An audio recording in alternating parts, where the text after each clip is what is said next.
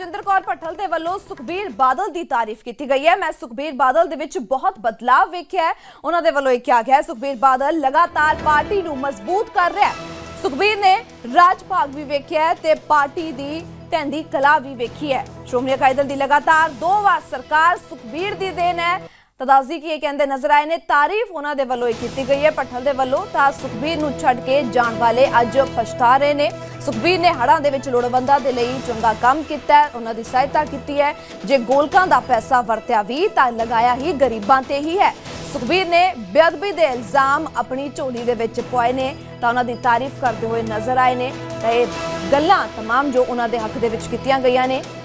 ਸੁਖਬੀਰ ਬਾਦਲ ਦੀ ਭੈਣ ਭੱਠਲ ਦੇ ਵੱਲੋਂ ਇਹ ਤਾਰੀਫ जो करते नजर आए ने।